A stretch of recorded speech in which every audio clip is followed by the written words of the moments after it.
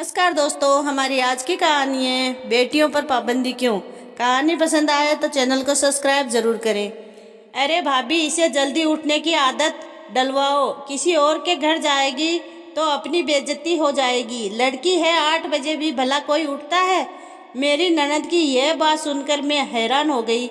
उन्हें टिप्पणियां देने की बड़ी आदत है, पर एक 5 साल की बच्ची के देर से उठने पर इतनी बड़ी बातें कैसे कर सकता है। हमने तो बहुत बार बोला, पर इनके कान में जूं तक नहीं रेंगती। आज तुमने भी यह बात कह दी, पता नहीं अब कौन कौन आकर बोलेगा। तब जाकर हमारी प्यारी बहू पर कोई फर्क पड़ेगा। मेरी सास ने भी बच्ची खुशी कसर पूरी कर दी। यह रोज का नाटक सुनकर मैं फिर से अपने काम पर लग गई।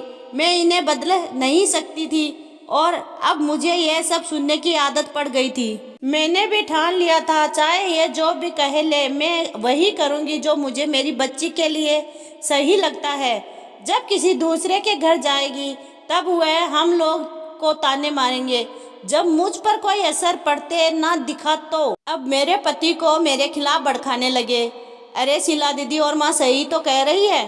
कोई और अगर हमारी पिंकी को ताने मारेगा तो क्या तुम सह पाओगी। हमेशा की तरह अपनी माँ और बहन के बहकावे में आकर मेरे पति ने मुझे ही समझाने की कोशिश की। अमर, कौन से जमाने में जी रहे हो आप। आजकल लड़का लड़की कुछ नहीं होता।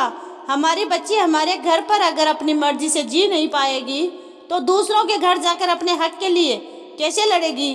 वह बस 5 साल की है, और अगर वह बड़ी भी हो गई तो मेरी बेटी जब तक चाहे वो तब सोएगी। दीदी के बच्चे स्कूल में मारपीट करते हैं तो क्या मैं ये मान लूं कि वो बड़े होकर गुंडे बनेंगे। नहीं ना, फिर वह कैसे ऐसी बातें कर सकती है। अमर चुपचाप मेरी बातें सुनकर सर झुकाकर बैठ गए।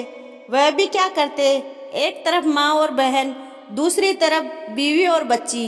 पर अब मैंने भी सोच लिया था कि मैं अपने हक के लिए खुद लड़ूंगी। चुप रहूंगी पर वही करूंगी जो मेरा मन कहेगा। मारो ताने जितने मारने हैं। पर उस दिन मेरे सब्र की सारी सीमाएं टूट गई जब मैंने अपनी बच्ची के साथ नाइंसाफी होते देखी। अब मेरी चुप्पी ने भी जवाब दे दिया।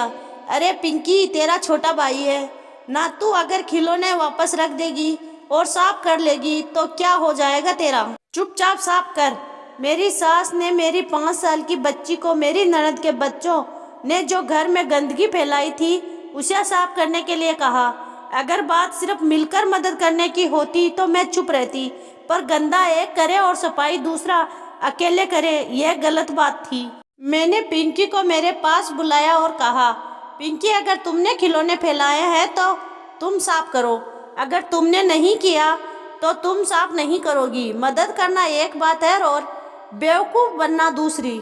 मेरी सास ने मुझे घूरकर देखा और मैंने भी उनकी आंखों में आंखें मिलाकर कहा, माँ जी, जब हम दीदी के घर जाते हैं और बच्चे खिलौने खेलते हैं तब भी आप पिंकी को खिलौने उठाने के लिए और साफ करने के लिए ही कहती है, और जब बच्चे यहाँ हमारे घर आते हैं तब भी आप पिंकी को ही साफ करने के लिए कहती हैं। ऐसा क्यों? यह तो गलत बात है। गंदगी सब फैलाए और साफ सिर्फ पिंकी करे। अरे वह हमारे यहाँ अभी मेहमान बनकर आए हैं तो क्या मैं उनसे साफ करने के लिए कहूँ।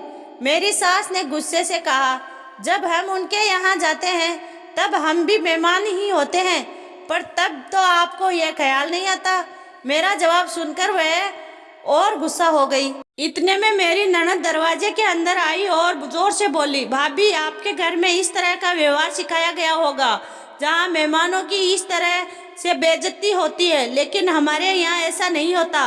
अच्छा हुआ मैं बच्चों को लेने अकेली आई। अगर रमेश यह सुन लेता तो कभी यहाँ पर कदम नहीं रखते।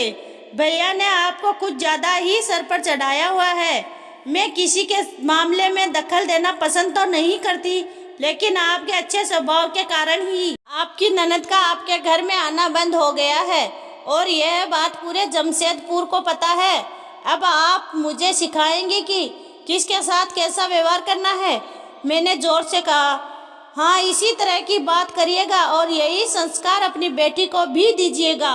वह भी ससुराल में खूब नाम रोशन करेगी, और इतनी छूट भी देना जैसे ही बाहर निकलेगी पूरे खानदान का नाम खराब कर लेगी।